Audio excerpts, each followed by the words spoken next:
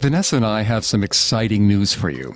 Starting now, you can listen to Cults episodes that are older than 6 months completely ad-free, exclusively on Stitcher Premium. We're always looking for ways to improve the listener experience. We found an amazing partner in Stitcher to bring you episodes ad-free 6 months after they're released. Again, this will only affect episodes that are older than 6 months. Nothing else will change. We'll still be releasing new Cults episodes wherever you listen to podcasts. For a free month trial, go to stitcherpremium.com/Parcast and use promo code Parcast. That's stitcherpremium.com/Parcast and use promo code Parcast. Due to the graphic nature of this cult's crimes, listener discretion is advised. This episode includes discussions of sexual abuse, assault, and drug use that some people may find offensive. We advise extreme caution for children under 13. In 1981, Molly Green was 14 years old. Her mother was Joyce Green, though she was calling herself Ma Jaya, and was the head of the cult known as Kashi Ashram. Ma Jaya instructed Molly to put on a white dress, a wedding dress, in fact, and informed her that she would be married to a member of the cult named Kevin Brannon. Brannon was 25 years old. Ma Jaya officiated the ceremony herself, which was attended by other cult members. It took place in a home in Palmetto Bay, Florida. Molly would later recall that the room was covered in mirrors and had a bar. She remembered her mother's long black hair, which she normally kept dyed. Streaks of gray were now showing through. After the ceremony, everyone sat around the bar and ate cake. Later that night, Molly spent her first night with her new husband. As Brannon raped her repeatedly, Molly had the sensation that she left her own body. Her brain couldn't handle the trauma she was going through. She disassociated. The abuse had come with her mother's blessing. Hi, I'm Greg Polson. And I'm Vanessa Richardson. And this is Cults. This is our second and final episode on Kashi Ashram. Brooklyn housewife Joyce Green discovered yoga as a way to lose weight, but quickly reported having visions of holy men, including Jesus Christ. She used these claims to amass hundreds of followers, but her cult eventually became engulfed in claims of kidnapping and sexual abuse. You can listen to previous episodes of Cults as well as all of Parcast's other shows wherever you listen to podcasts. A new episode comes out every Tuesday. A lot of you have asked how you can help support the show. And if you enjoy the podcast, the best way to do that is to leave a 5-star review. You can also find us on Facebook and Instagram as @Parcast and on Twitter @Parcast Network. In 1976, New Yorker Joyce Green, going by the Hindu name Ma Jaya, founded the Kashi Ashram. Joyce combined elements of Hinduism, Buddhism, and Christianity into her new religion, and her charismatic, brash personality drew in hundreds of followers. At its height, about 200 people lived at Kashi Ashram in Sebastian, Florida, though others who didn't live there still considered themselves to be devotees of Ma Jaya. Ma Jaya died in 2012, but Kashi Ashram still exists today. Last week, we talked about Joyce Green herself, how she discovered Hinduism by attending yoga classes, had her first visions, claimed to have experienced stigmata, and renamed herself Ma Jaya in 1974. We also learned how two figures in the counterculture scene, Hilda Charlton and Ram Dass, helped expose her to a wider audience. Today, we'll follow Ma Jaya after she fell out with Hilda Charlton and Ram Dass and began an ashram in Florida with her most devoted followers. At the beginning of 1976, 36-year-old Ma Jaya was abandoned by her friend and follower, Ram Dass. As a best-selling author and powerful figure in the counterculture movement, he had initially encouraged people to follow Ma Jaya, but then he had turned on her, claiming that she was a fraud and that she had coerced him into promoting her. Ma Jaya decided that she and a couple dozen of her most devoted followers needed a fresh start. She decided to relocate to Sebastian, Florida, where the land was cheap and the weather temperate. She filed for divorce from her husband, Sal and in a fateful decision, Ma Jaya brought only her youngest child, Molly, with her. She left her older children, Jimmy and Denise, with their father in Brooklyn. Sebastian is in a Florida county called Indian River Creek. It's on the east side of the state, along the Atlantic, between Orlando and Miami. It currently has only 21,000 residents and is one of the most Christian areas in the state. Ma Jaya and her followers lived on 7 acres of land, which they rented from a local dentist. Ma Jaya had some money from donations for food and supplies, and the rest was supplemented by her followers. The land was full of brush and sand, but the group constructed a few rudimentary wooden houses where they would all sleep on the floor. Over the next few years, the small group focused on their spiritual studies, taking classes on meditation and yoga. In some ways, their existence was idyllic. Members were able to follow their strengths, with some cooking communal meals, while others led workshops or learned at the feet of their guru. The group also constructed more solid buildings on the land.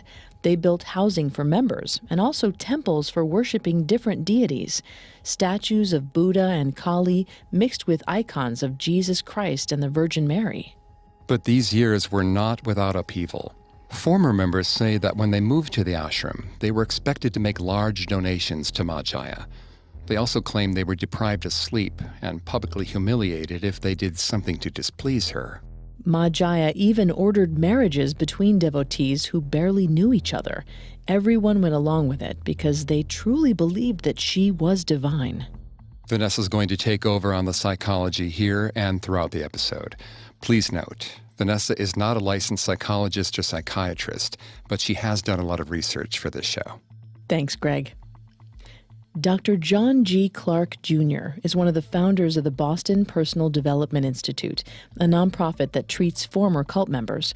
According to his research, cults will frequently gain new members by first inviting them to a special event or series of classes.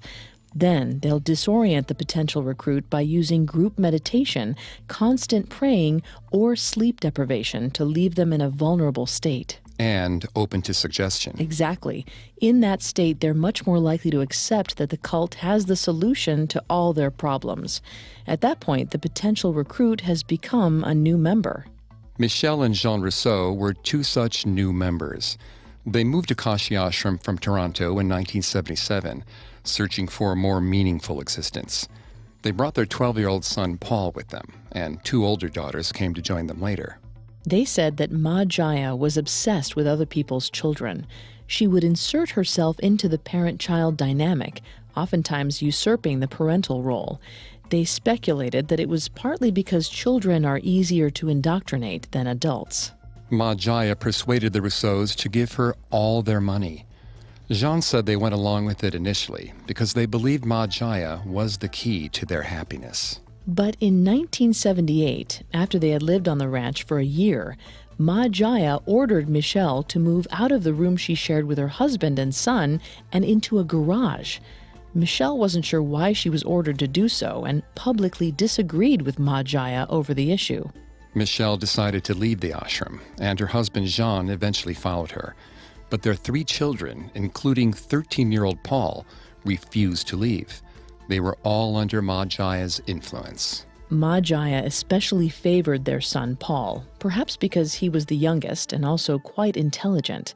Paul was brought into Ma Jaya's inner circle, and Ma Jaya fought any action by his parents to remove him. Also, in 1978, an event hundreds of miles away from the ashram would end up increasing the public's critical view of Ma Jaya and her followers. Like Ma Jaya, cult leader Jim Jones had begun a spiritual movement out of people's dissatisfaction with mainstream religion in the 1960s. He called it the People's Temple. While the People's Temple initially started with promises of racial and economic equality, Jones eventually revealed himself to be a destructive cult leader. He convinced his followers to move to Guyana to start a settlement, which was rife with abuse and violence. When outsiders threatened to expose his kingdom for what it was, Jones commanded his followers to drink punch laced with cyanide. 918 men, women, and children were killed. The outside world was horrified. It was the single largest loss of American civilian life in history. It resulted in increased scrutiny of cults, as the public and news media tried to ascertain if there were other cults out there and if they could result in the same kind of violence. Ma Jaya was apparently horrified by the Jonestown murders. She also realized that Kashi Ashram needed to go on the offensive. In 1979, Ma Jaya opened a school on the 7-acre property.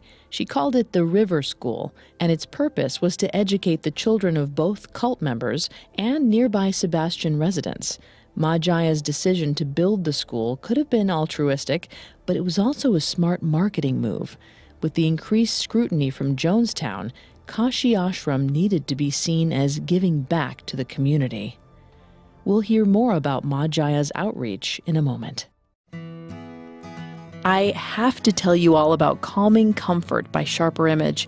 It's a luxurious weighted blanket that helps you relax so you can fall asleep and stay asleep naturally. I'm not entirely sure how they work. It might be magic. But when I'm under the blanket, I feel such a sense of calmness and relaxation that I get a more restful sleep. It's not magic. Calming Comfort helps the production of serotonin and melatonin, simulating deep touch pressure stimulation by applying even amounts of pressure over your body. Sounds a little like magic. The Calming Comfort weighted blanket comes with a 90-day anxiety-free, stress-free, best night's sleep of your life guarantee from Sharper Image. Right now, just for our listeners, you can go to calmingcomfortblanket.com, use promo code CULTS at checkout to receive 15% off the displayed price. Again, that's calmingcomfortblanket.com, promo code CULTS.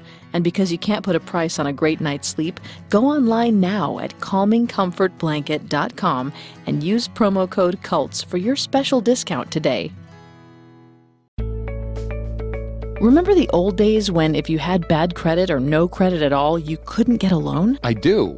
It was so easy to be overlooked just because you were young or had debt. Luckily, Upstart is revolutionizing the way people borrow money.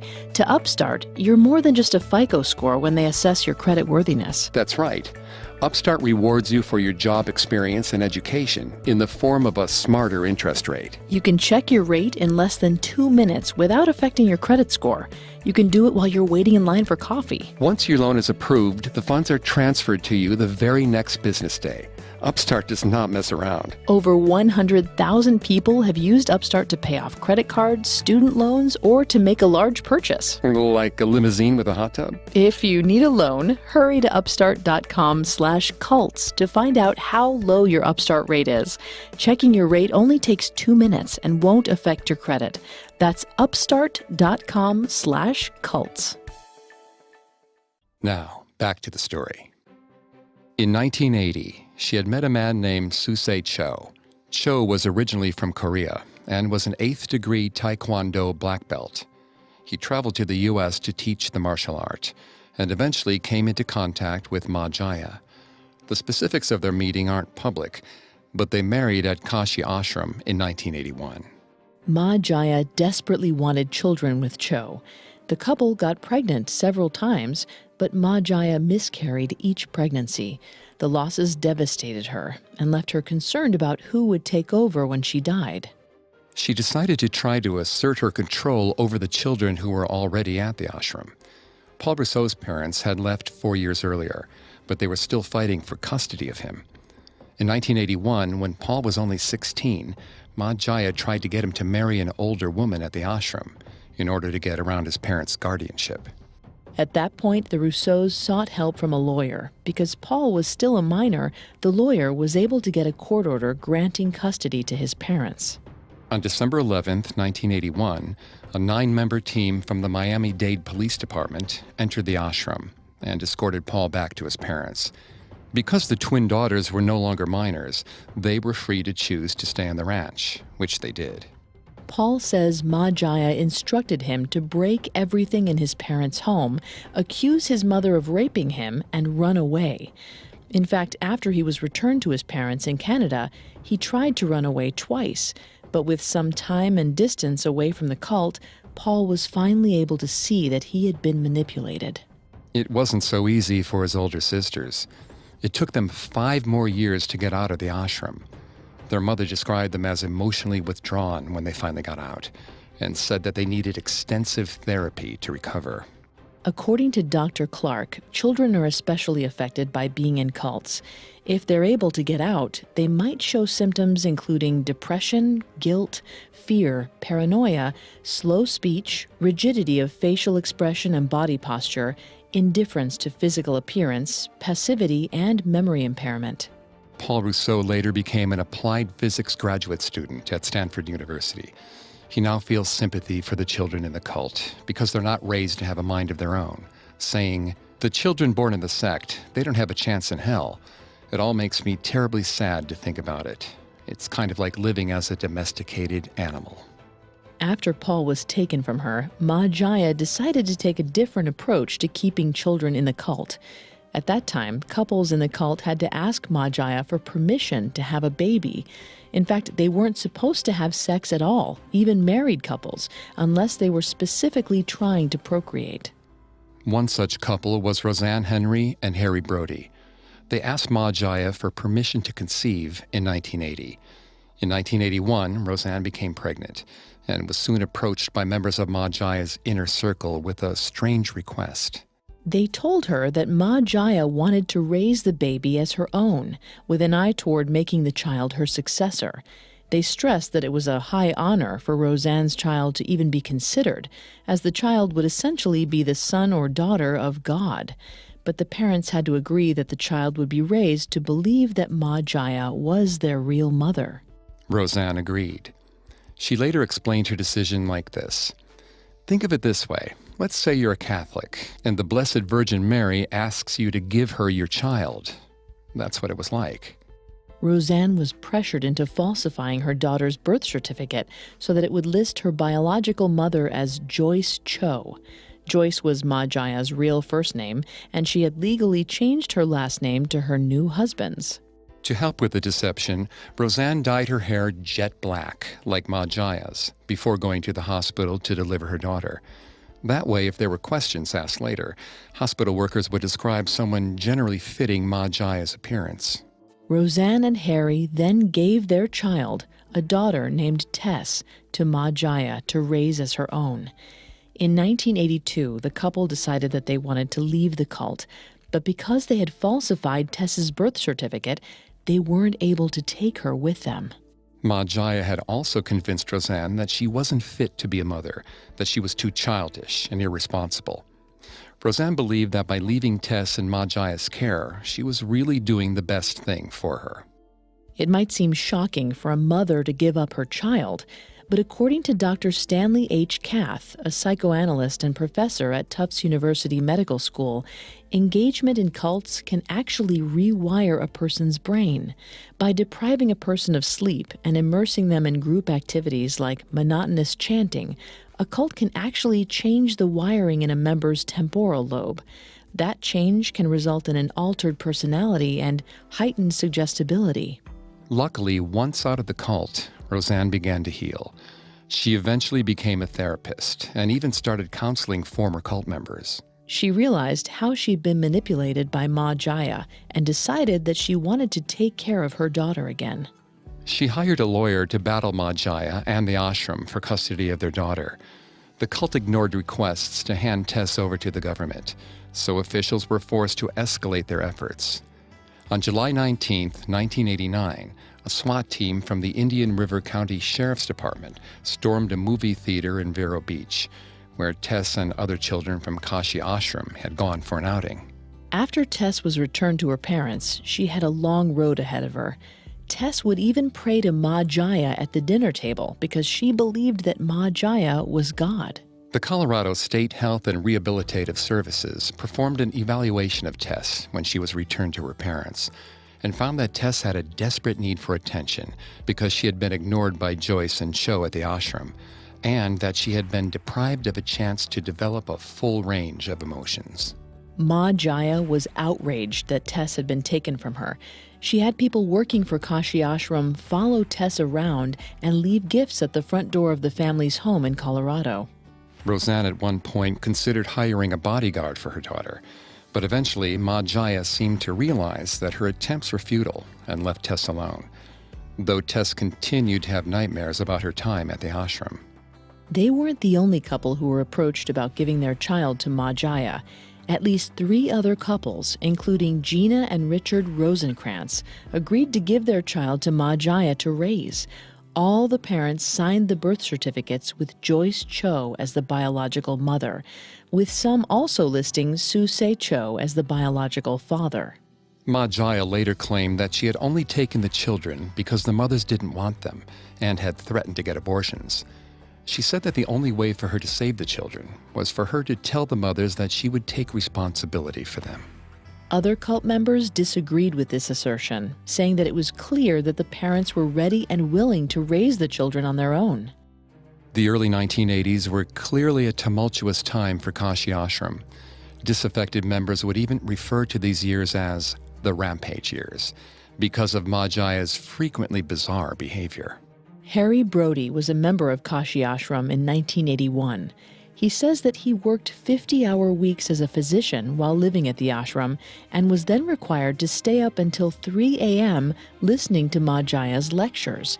He also claimed that Ma Jaya used cocaine nightly, and her usage contributed to paranoia that at one point led to an attempt to slash him with a razor blade. She would also instruct her followers to engage in bizarre crafts, like making fur-lined boxes for no reason, and at times even encouraged them to hit each other to work out karma. Karma is a Buddhist belief that positive and negative actions will always initiate a corresponding positive or negative reaction down the line. Ma Jaya justified her drug use by saying that it was her way of taking on the sins of the world. It wasn't the first time she'd been accused of taking drugs. Her colleague Ram Dass asserted that she used to take energy pills back when they were still teaching in New York, but would pretend that her energy came from some spiritual gift rather than the pills. Also in the early 1980s, one of the Rousseau daughters, Jean, said she witnessed a disturbing punishment. A man was accused by another cult member of abusing a child in the cult, but Ma Jaya didn't want to involve the police. They were already facing enough outside scrutiny. Instead, she had the man's arm held over a lit candle until he had been severely burned, hoping that the scar would remind him not to molest any more children in the cult. Ma Jaya also punished the child victim of the molester. She colored his penis black with a magic marker and made him walk around the ashram naked in front of dozens of people. But while these incidents were occurring, Ma Jaya was also beginning important service to the community. In 1981, the first cases of what is now known as AIDS were reported. People were terrified. They weren't sure what the disease was or how it spread. Members of the LGBT community were vilified and ostracized. But Ma Jaya reached out to the LGBT community and others suffering from the HIV virus. She was hands-on with them, unlike others who feared that touching patients could give them the disease. She urged people in the medical community and the world at large to pay attention to these disenfranchised people when many found it easier to turn their backs. A cynical view might be that Ma Jaya needed to perform a public relations makeover, and that's why she devoted so much care to this cause. But even if that's the case, she has unquestionably raised millions of dollars for AIDS patients and cared for patients as they died in her arms. During the rest of the 80s and 90s, the cult seemed to enter a more peaceful time. Ma Jaya's charitable work continued, and the ashram grew. Ma Jaya even met the Pope. At the time, the Catholic Church was ignoring the existence of AIDS and the suffering of those living with the disease. Ma Jaya flew to Rome, hoping to get a private meeting with Pope John Paul II. She wasn't granted one, so she waited in a long line at a public conference to meet him. When she was finally at the front of the line, she showed the Pope a photo album containing graphic photos of people dying from AIDS. The Pope blessed the album, and people credited Ma Jaya with helping to bring the realities of the epidemic to his attention. But even though Ma Jaya was building up goodwill for her charitable deeds, she still had detractors within her ranks. Some were even within her own family. We'll name those detractors in just a moment. Have you ever heard something on the news and wondered if there was more to the story? If so, you should check out Stuff They Don't Want You to Know. It isn't a Parcast podcast, but it gives you a peek behind the curtain into the murky, hidden world just past the edges of those official statements. From UFOs to stories of ghosts and government cover-ups, history is riddled with unexplained events. So join Ben, Matt, and Noel as they dive headfirst into the world's strangest rabbit holes, separating fact from fiction, asking questions like, did the CIA really experiment on U.S. citizens?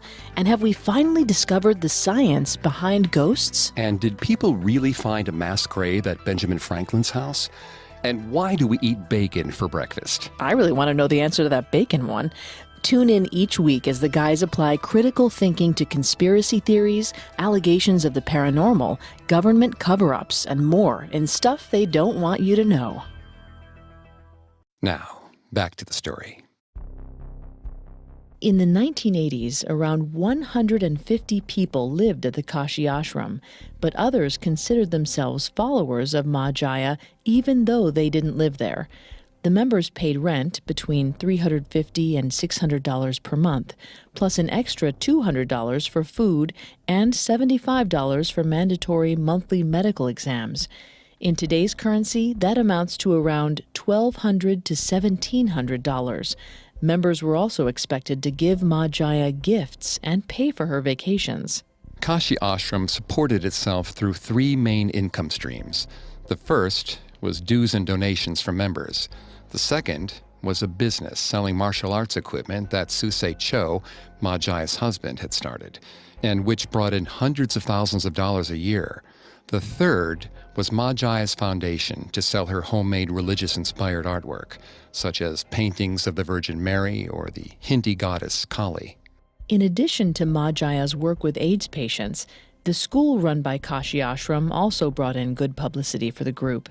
The River School, as it was called, began accepting students from the Sebastian community who weren't children of members. And in 1990, the school hired a team from Rutgers University to review the school. The team wrote a positive report about the environment at the River School, giving the ashram a stronger sense of legitimacy. But some members questioned Ma Jaya's habit of using public shaming to keep the children in line. At nightly darshans, or spiritual meetings, Ma Jaya would call up the children who had misbehaved in school. She knew who to call up because the principal of the school would provide her with what they called a rat list. In front of the whole ashram, the children would be admonished for their misbehavior.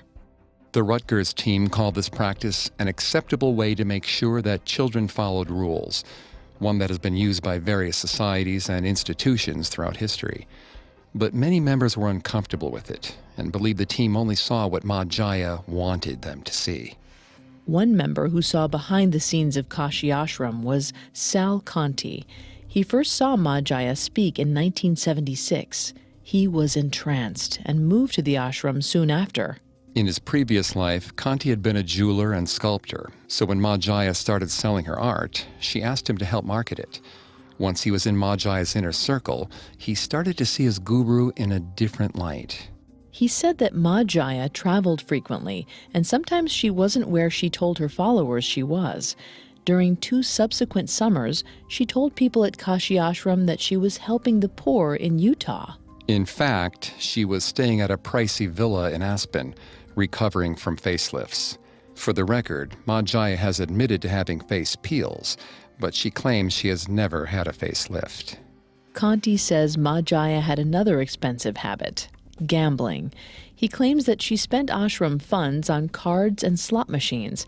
She would frequently tell her followers that she was meditating on retreats when she was actually gambling at casinos. Sometimes in the middle of a gambling spree, she would call the ashram to request more money from her followers. In 1995, Ma Jaya, Conti, and several other followers were in New Orleans to catch a connecting flight. Ma Jaya decided to stay overnight in the city with Conti so she could gamble. At a riverboat casino called the River Queen, Conti saw Ma Jaya gamble away $25,000 to $30,000 on slot machines. Ma Jaya did get a $100,000 salary from the ashram, but Conti says this was money earmarked for other purposes. High-ranking members of Ma Jaya's inner circle were already aware of her gambling problem. Some dismissed the issue, believing that the good she did for the poor and suffering made up for it.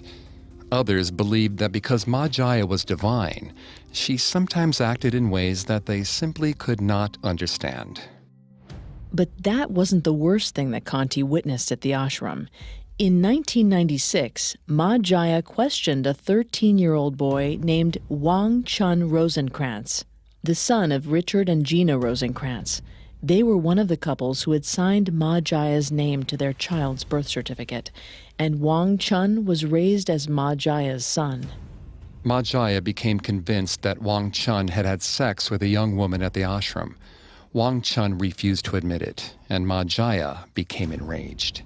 Conti witnessed masked men sent by Ma Jaya approach Wang Chung in a garden temple at the ashram. They duct-taped his mouth, then beat him with socks stuffed with rocks. But Ma Jaya wasn't satisfied. A few weeks later, she ordered another attack on Wang Chung, but this time, she wanted to be able to see it. Again in masks, the men beat Wang Chung in full view of Ma Jaya's house. She stood in a window with Conti and other members to watch the attack. As Wang Chung cried, Conti heard Ma Jaya say, "Hit him harder." After seeing behind the curtain of Ma Jaya's operation, Conti left the ashram. He now lives in Long Island and is trying to re-establish himself as a jeweler. But Wang Chung remained on the ashram. His father left the ashram in 1999, and in 2001, he filed for divorce from his wife, Gina. The divorce battle got nasty and resulted in a lot of negative attention for the ashram. In the midst of the divorce, 19-year-old Wang Chung sued his father, saying he wanted control over a trust that his grandmother had left for him. Richard claimed that Ma Jaya had ordered Wang Chung to sue him to distract from the divorce. Richard had been the chief media spokesman for the ashram, so he had an insider's view of what went on there. He further claimed that the ashram was a destructive cult. He and Gina had been coerced into giving their son to Ma Jaya to raise, and that Gina and Wang Chung were still under Ma Jaya's control. He used the beating of Wang Chung to back up his claims, saying he had become aware of what had happened only after he'd left the ashram. But Wang Chung claimed he had made up that story. He admitted that he had told his father that he'd been attacked, but now said that he'd lied and that it was a stupid thing to do. Richard gathered expert witnesses on cults and former members willing to testify to the ashram's abuses, and everything played out in the media. For Kashi Ashram, it was a public relations nightmare. But somehow, the cult still managed to keep going. Its toughest hits were still to come, though. Ma Jaya had left 2 of her children with her husband in New York when she moved to Florida, taking only her youngest daughter, Molly, with her. Her 2 older children, Denise and Jimmy, did their best without their mother. Jimmy was 14 when she left. His family says that, like his mother, he was street smart, tough, and charismatic. He was also obsessed with dirt bikes, and his father, Sal, got him into boxing after his mother left, hoping it would be an outlet for him. After he finished high school, he got a Coca-Cola delivery route, just like his father. The two were very close and even started a business together in 1993 called Alpine Vending. But Jimmy never got over his mother's abandonment. It must have been difficult for a child to understand how his mother had so much time for other people, but none for her children. Even Ma Jaya's most devoted followers understood that life must be difficult for her children. One member who was born into the cult recalled thinking, quote, "I can't imagine being a family member of Ma. It would be such a terrible thing. You want your mom to be there. Ma had so much love and energy, but it wasn't focused on her children," end quote. After his mother left, Jimmy struggled with depression and later an addiction to drugs. He was married for a time and had children, but eventually he and his wife divorced. Sometimes Jimmy would be in the middle of a conversation with his family, and he would suddenly grow quiet, his eyes glazing over. His voice would grow choked with emotion, and he'd ask, "Why did she leave us? How could she abandon us like that?" He did speak to his mother on the phone at times, and she would reassure him of his importance to her, telling him, "Jimmy, you're my eyes. You're my life and soul." But Jimmy was never able to get over her initial abandonment. In May of 2004, Jimmy checked into a hospital in Staten Island. His depression and drug addiction was too much, and he needed help. He stayed there for a week and called his younger sister Molly, who had grown up at the Kashi Ashram, every night. Molly called their mother to let her know that Jimmy needed help. But Ma Jaya, who had so much compassion for others, had none for her own son. Molly recalled her mother telling her over the phone, quote, "You selfish bitch. I have people dying of AIDS and a student dying of cancer on Kashi and have much more important things to worry about," end quote. Jimmy checked out of the hospital. For the next week, he talked obsessively about his mother, wondering how she could ignore him. On May 31st, 2004, Jimmy left black and white photographs of him and his mother around his Staten Island apartment. He put on an Elvis album and went into the bathroom. He lay a blanket on the floor, then swallowed a mix of painkillers. He then lay on top of the blanket and cut his left arm from elbow to wrist. He bled out on the bathroom floor. When Ma Jaya heard about his suicide, she was devastated. On June 9th of 2004, she wrote an email to her followers about how close she and Jimmy were. She claimed that Jimmy was proud of her for helping others, and that his last words to her were, "I love you more than anyone, Mommy. I just want to sleep." Clearly, the rest of her family had a different perception of their relationship. Jimmy's 13-year-old daughter, Alexa, found the email and decided to write one of her own. On the night of June 12th, she wrote an email to all of the ashram's followers that read in part, quote, "This may be hard to hear or believe, but as long as you have lived on the ranch, you have been lied to. My grandmother didn't care about my dad when he was alive, and she definitely doesn't now. My dad had a lot of mental problems, and Joyce just added to them. She helped to kill him," end quote. We don't know how Alexa's email went over in the ashram, but no further correspondence was made public, and the next decade at the ashram was a prosperous one. The ashram grew, eventually buying 80 acres of land in Sebastian, Florida. Several residential buildings, temples, and a senior center were built across it. They also opened several smaller centers across the country in cities like Los Angeles, where members do outreach to the homeless. The ashram also gained some celebrity fans. Folk singer Arlo Guthrie became a member and still keeps a room at the ashram for when he visits. Julia Roberts came across Ma Jaya in her research for the movie Eat, Pray, Love and considered her a hugely positive influence on herself and her family. Ivana Trump hosted a fundraiser for the ashram on her yacht. But the ashram was about to face its biggest test. On January 13, 2012, Ma Jaya was diagnosed with pancreatic cancer. Although Ma Jaya had claimed in the past that she could take on other people's cancer for them and then clear the tumors from her body, she was unable to beat her own illness. She passed away on April 13, 2012, at age 71. She was in the company of ashram members, and a thunderstorm appeared just after she died, which they interpreted as being in her honor. Several hundred people attended her funeral, where they sang Hindi chants and covered her coffin with rose petals. Her obituary listed her as having 3 additional children, the ones that her followers had given her, or been forced to give her, including Wang Chung. Despite all the charges that had come up over the years against her, Ma Jaya was still celebrated by her followers. In the end, her charismatic personality and ability to connect with people won out over everything else. According to psychiatrist Robert J. Lifton, who wrote the definitive book on cults and thought reform, the number one defining characteristic of a cult is a charismatic leader who increasingly becomes an object of worship. Not only was Ma Jaya charismatic, she also proclaimed herself to be an actual deity at times. Yes, and another defining characteristic of a cult is the sexual or financial exploitation of its members. We've heard that Ma Jaya insisted on large donations and gifts from Kashi Ashram members. And her own child, Molly, could attest to the group's sexual exploitation. On the morning of April 14, 2012, Molly was at her home in Pennsylvania, where she lived with her husband.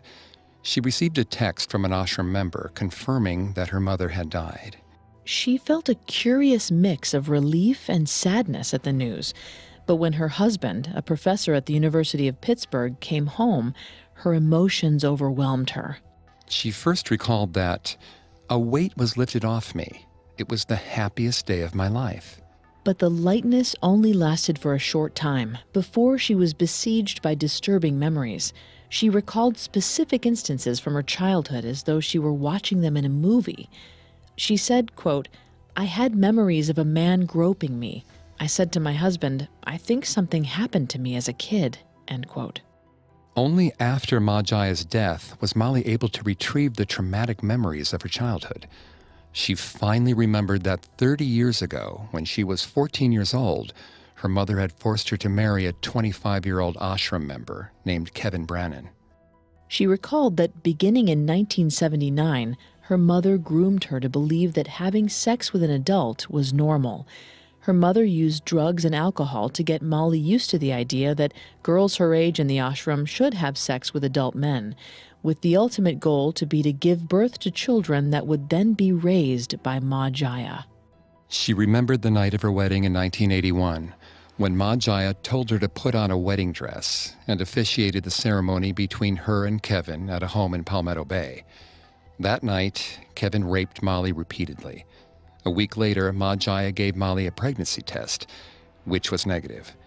Thankfully, the marriage wasn't legally binding because there was no marriage certificate, and Molly was underage, and she was eventually able to escape. Dr. Jim Hopper, a nationally recognized consultant on childhood sexual assault and trauma, says that children often repress memories of abuse as a defense mechanism. So the child pushes the memory away in order to survive. It's too much for the child to deal with.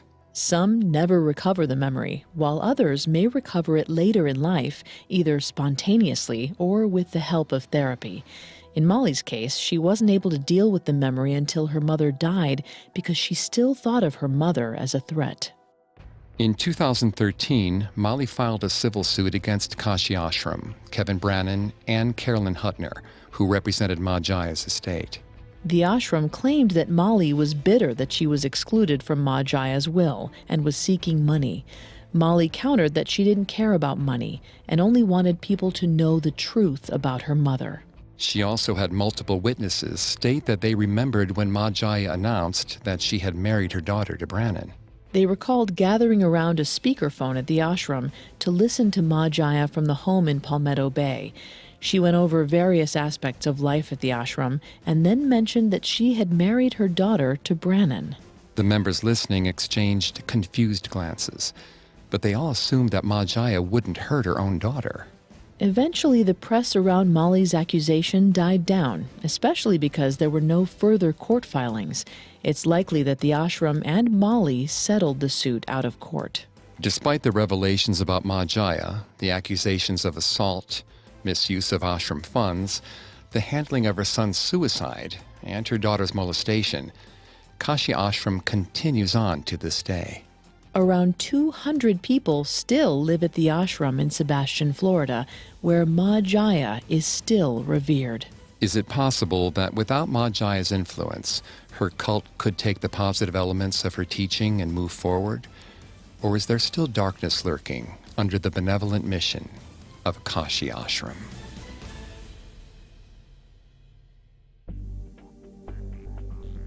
Thanks again for tuning into Cults. We'll be back next Tuesday with a new episode.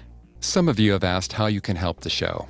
If you enjoy Cults, the best way to help is to leave a 5-star review wherever you're listening. You can find Cults and all of Parcast's podcasts on Apple Podcasts, Spotify, Stitcher, Google Play, CastBox, TuneIn, or on your favorite podcast directory. You can also find us on Facebook and Instagram as @Parcast and Twitter @Parcast Network. We'll see you next time. Cults was created by Max Cutler and is a production of Cutler Media and is part of the Parcast Network. It is produced by Max and Ron Cutler, sound designed by Dick Schroeder, with production assistance by Ron Shapiro, Aidan Connolly, Maggie Admire, and Carly Madden. Cults is written by Claire Epstein and stars Greg Polson and Vanessa Richardson.